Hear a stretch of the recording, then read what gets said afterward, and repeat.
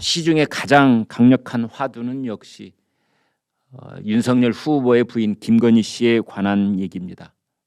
김건희 씨가 일요일 날 저녁 8시 20분에 MBC 그 시사 기획 프로그램에 의해서 7시간 45분 동안 서울의 소리라는 매체의 촬영 기사하고 나눴던 그 통화 녹화 내용 중에 일부가 발췌가 돼서 방송이 됐지요. 그래서 우리 정가가 정치권이 초긴장 상태로 어떤 얘기가 나올는지 지켜보고 올 수밖에 없는 상황이었고 아마 국민들께서도 다 관심을 갖고 지켜보셨을 겁니다. 그런데 그 결과는 오늘 아침에 이르기까지 그렇습니다. 압도적인 점수 차이로 김건희 승리 이렇게 되어 있습니다. 그래서 윤석열 후보의 테마주들이 다 상한가를 치고 있다 어제 말씀을 드렸었는데요. 여기에 지금 한국 정치판에 대해서 그나마 쓴소리를 마다하지 않는, 그러니까 더불어민주당 소속이면서도 동시에 더불어민주당에게 쓴소리를 마다하지 않는 정치 원로, 정치 구단이 있죠. 유인태 전 국회 사무총장 이렇게 말했습니다.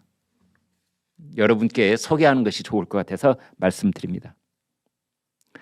내용으로 봐서는 김건희 씨는 김건희 씨 나름대로의 계산하에 서울의 소리 이명수 기자를 좀 활용한 게 아닌가 하는 느낌이 듭니다.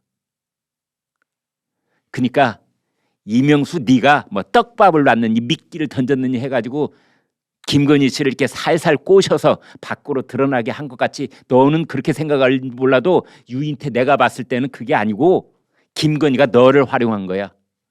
그런 얘기를 하고 있습니다. 김건희 씨는 서울의 소리라는 매체가 어떤 매체인지 뻔히 알 텐데 첫 대화를 한 통화에서부터 상당히 시간을 끌었다는 것 아니냐. 그게 다 활용을 하려고 그랬던 것 같다. 자신들한테 가장 적대적인 매체니까 김건희 씨도 상대를 안 할까 하다가 어느 정도 활용 그리고 이용을 한 것 같다. 줄리라는 것에 대한 의혹에 대해서도 기자회견이나 캠프에서 뭐라고 하는 것보다는 본인의 육성으로다가 어쨌든 깔끔하게 해명이 됐지 않는가. 그러니까 윤석열 후보의 그 부인에 관한 의혹 제기 중에 첫 번째가 바로 줄리라는 거 아니었습니까? 라마다 르네상스 호텔 그 지하에 있는 볼케이노라는 나이트클럽에서 여접객원으로 일을 했다는 바로 그 의혹 제기인데 그 의혹 제기에 대해서 지난 일요일 MBC 방송 거기에 김건희 씨의 육성으로 깔끔하게 털고 갔다. 아니 그래 아무리 그래도 그렇지 우리 어머니가 나를 딸인 나를 하나밖에 없는 딸을 그런데 팔아 넘겼겠느냐? 우리 어머니 돈도 많은데 예를 들면 속 시원하게 그냥 털고 넘어가는 거죠. 내가 골이 비었니? 아니 내가 뭐가 아쉬워서 그 유부남 검사한테 내가 같이 뭐 동거를 하고 유럽으로 같이 여행을 하고 그랬겠냐? 너도 머리가 있으면 생각을 해봐라. 이게 이제 김건희 씨의 그 대화 내용이었습니다. 본인의 육성으로 그리고 사적인 대화를 이제 심중을 턱 터놓고 얘기하는 그 이명수 씨하고 나누는 대화 중에 야 우리 어머니가 골변이 딸을 그런데 팔아넘기게 돈도 많으신데 그리고 내가 내가 뭐가 아쉬워서 그 유부남 검사하고 같이 내가 동거를 하고 유럽으로 여행을 하니 내가 유럽에 간 거 그거 원래 그 검사 부인이 같이 가려고 그랬었는데 애들 때문에 문제가 생겨서 못 간 거.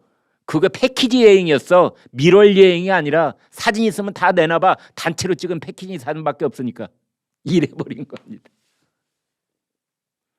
그러자 정말 많은 국민들이 그러면 그렇지.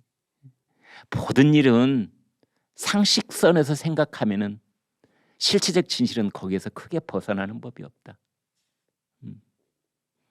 이제 그런 것을 이 유인태 전 국회 사무총장은 이제 이 인생과 삶과 정치판을 오랫동안 경험한 그 지혜로 이런 얘기를 하고 있는 겁니다.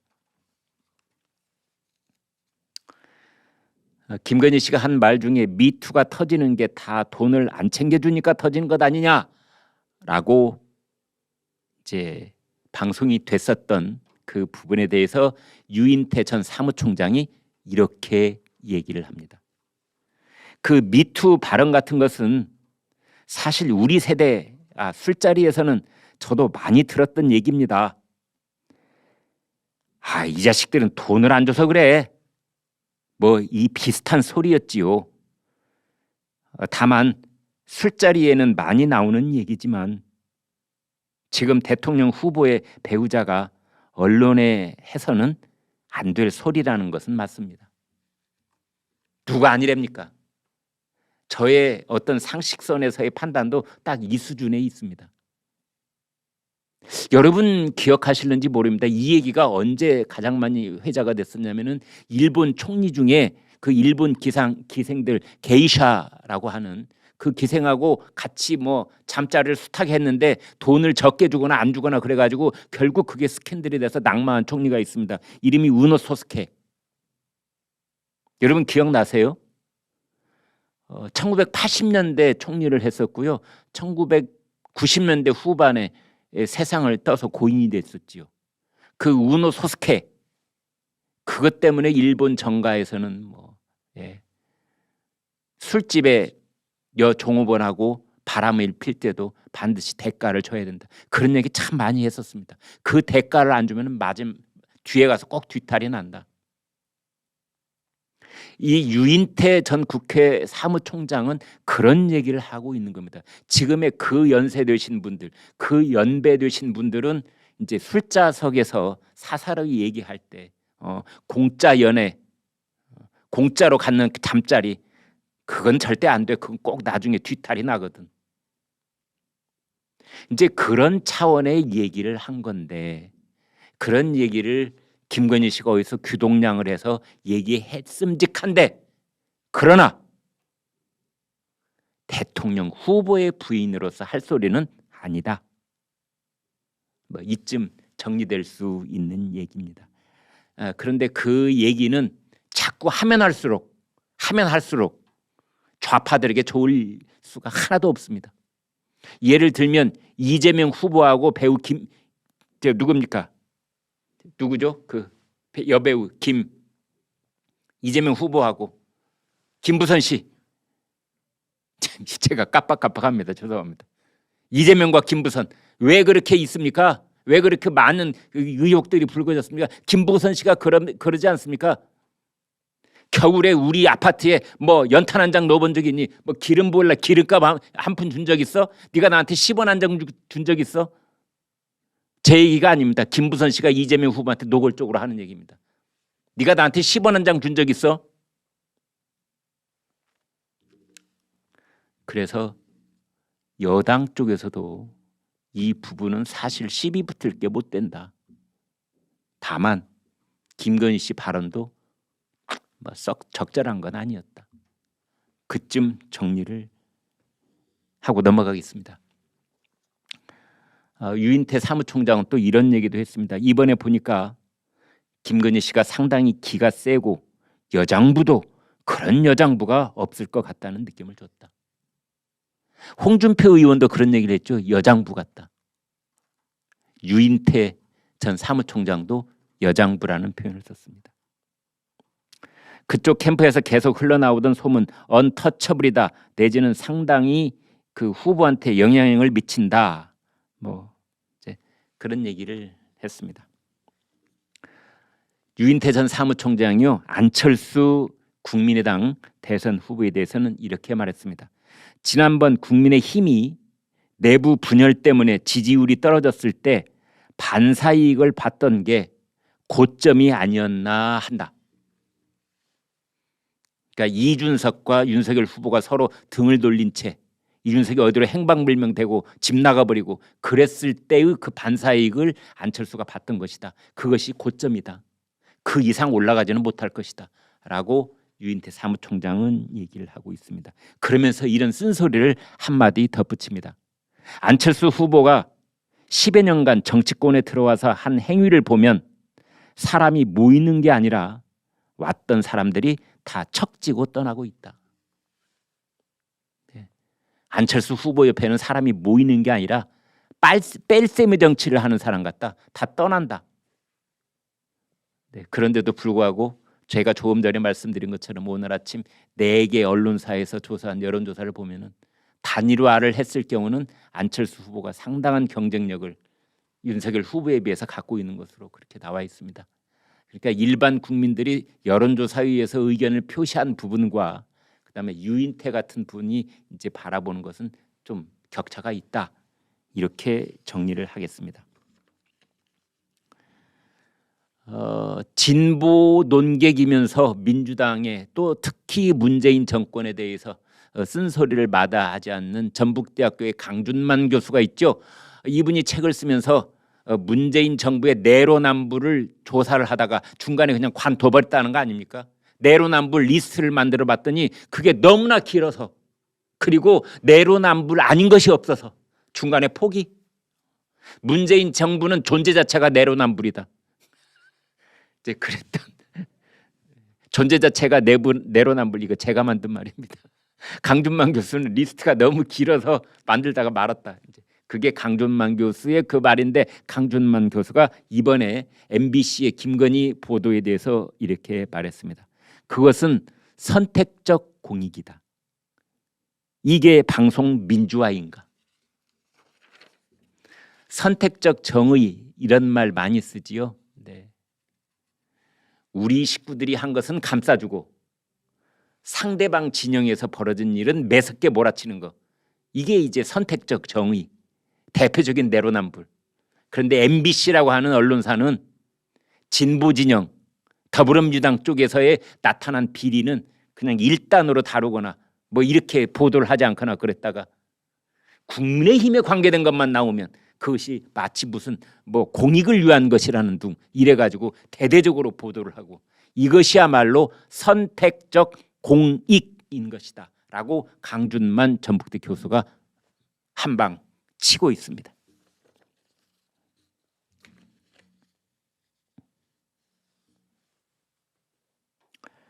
아무튼 이런 여러 가지 우여곡절들이 많이 있습니다만 지난 일요일에 있었던 MBC 방송, 그렇습니다. 아직 뭐 크게 안심을 한다거나 이 문제가 100% 끝났다 이렇게 말할 단계는 아닙니다. MBC에서 추가 보도를 할 수도 있고, 또 유튜브에서 여기저기 지금 날것으로서의 그 녹취 내용이 나오고 있고 그렇습니다. 3월 8일까지는 안심을 할 수 없는 입장이다 이렇게 보는 게 정확하겠지요만은 지난 일요일 날 있었던 김건희 씨의 그 육성 통화 내용 방송, 그다음에 MBC, 더 넓게 본다면 더불어민주당, 이쪽은 김건희 씨 혼자, 이쪽은 MBC와 더불어민주당, 이 대결은 압도적인 판정승, 김건희 승. 오늘까지도 그 분위기는 계속되고 있습니다. 제가 보는 해석의 견지는 이렇습니다. 주식시장도 그렇고 민심도 그렇고 제일 싫어하는 것이 뭐 주제 넘은 발언을 했다든지 말실수든지 이런 게 아니고요. 제일 싫어하는 건 불확실성. 아니, 김건희 씨가 무슨 얘기를 했길래 그렇게 세상이 뒤숭숭하대? 아니, 어떤 얘기를 했지? 이렇게 뭔지 모르는 것, 이게 제일 불확실한 겁니다. 앞에 저 깊은 바닷속에 뭐가 있는 것 같은데 저 암초가 얼마나 큰 거지? 이거 잘 모를 때, 그때 배가 뒤로 돌아가는 겁니다. 암초가 있는데 저기 있어. 좌측으로 1km 지점에 있고 우측에는 뭐가 있는데 그건 우측에 3km 지점에 있어. 우리는 그 사이로 가면 돼. 이렇게 불확실한 요소가 정확하게 좌표에 의해서 해소될 때, 그때 이제 주식시장도 그렇고 민심도 그렇고 돌아온다. 저는 그렇게 봅니다. 윤석열 후보가 사과를 했지요. 어찌됐든 많은 분들한테 심려를 끼쳐 죄송하게 생각합니다. 그 시간에 다른 일을 하고 있어서 직접 방송을 보지는 못했습니다. 사적인 대화 내용이 방송으로 공개되는 과정에서 부적절한 것도 있지만 아내가 사적 대화를 뭘 그렇게 오래 했는지 저도 잘 이해가 안 가는 측면이 있습니다. 어찌됐든 이런 걸 많이 걱정하는 분들이 계시기 때문에 남편인 제가 좀 더 잘 챙기고 해야 했는데 제가 아무래도 선거 운동하러 새벽에 나갔다가 밤늦게 들어오고 하다 보니 제 아내와 대화할 시간이 없었습니다. 이제 그렇게 얘기를 했습니다. 후보의 사과도 뭐 적절하게 하지를 않았는가 그렇게 생각합니다만, 다만 한 가지 윤석열 후보한테 주문할 게 있습니다. 사과를 할 때 절대 쓰지 말아야 될 표현이 하나 있는데요. 윤석열 후보는 아마 대본에도 없는 걸 습관적으로 쓰는 것 같아요. 어찌됐든 이라는 말입니다. 어찌됐든 미안해. 어찌됐든 사과합니다. 어찌됐든 죄송합니다. 이 어찌됐든 네 글자. 왜 불필요하게 이걸 자꾸 붙이죠? 내 속마음까지는 아닌데 내 속마음에는 아직도 억울하고 그냥 아우 나 정말 우리 마누라 그렇게 잘못한 건 없어 보이지만 그래도 신문 방송에서 우리가 잘못했다고 하도 떠드니까 그래도 일단 고개는 숙일게. 그럴 때 쓰는 말이 어찌 됐든이거든요. 그래서 국민들한테 좀 더 적극적으로 다가가고 하려면 앞으로도 그런 일이 이제 없어야겠습니다만, 국민의힘 지지자들 입장에서 보건대 그렇다는 뜻입니다. 앞으로 그런 일이 없어야 되겠습니다만, 만에 하나 그런 자리가 또 생긴다 하더라도 이번에는 제발 그 어찌됐든 이라는 말은 빼고 그냥 사과를 하고 고개를 숙일 때는 100%. 그 다음이 이제 무속인 얘기인데요. 아까도 잠시 말씀을 드렸습니다만 무속인에 대해서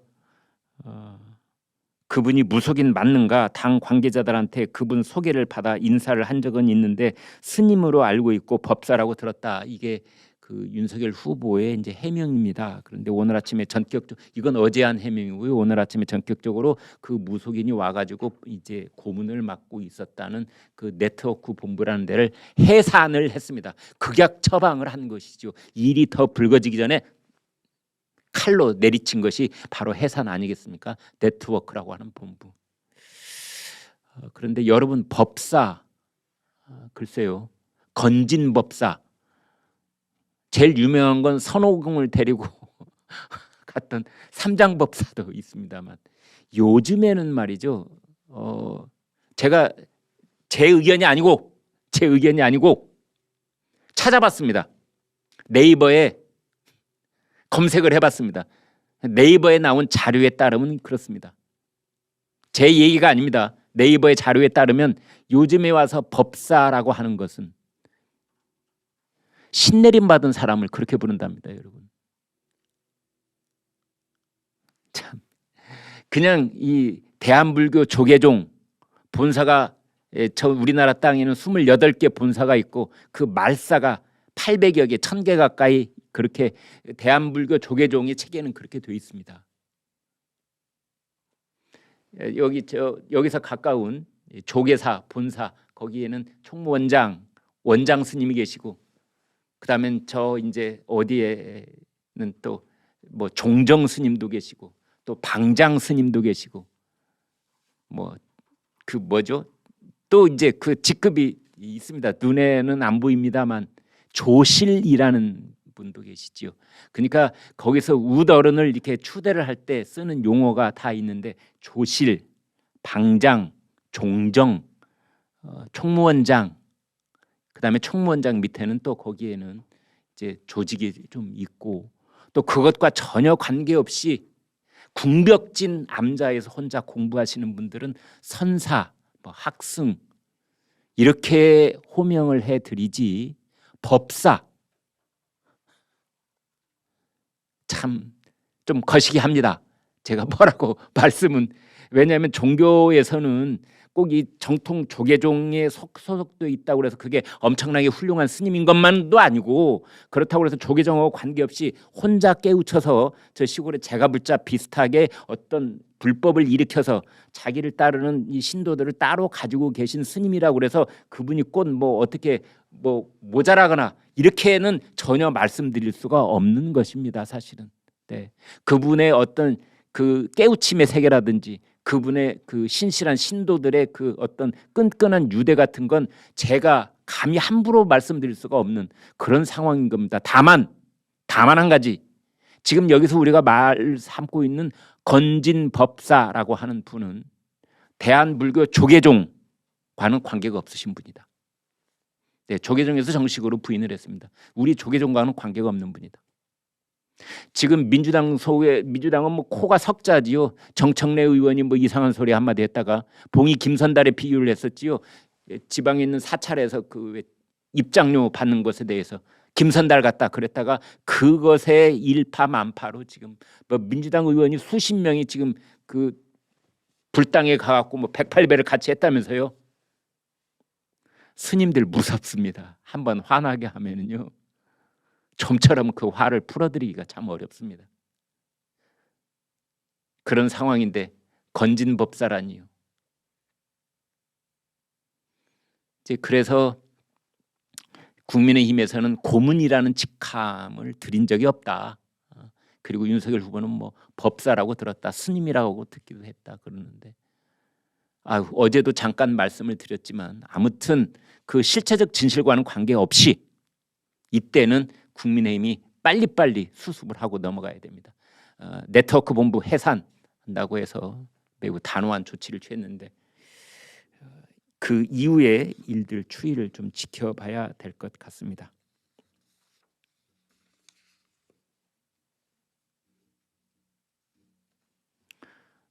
그런데 국민의힘에서는 이제 이런 얘기를 했습니다. 당의 한 관계자가 살얼음판을 걷는 분위기다.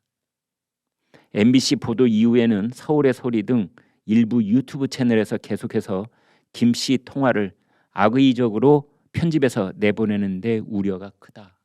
그랬습니다. 제발 국민들에게 산 넘어 산이다 이런 느낌을 안 주도록 해야 됩니다. 김건희 산 넘으니까 건진법사 산이 나오고 건진법사 산 넘으면 또 무슨 산이 나타날까? 그러면 안 되는 겁니다.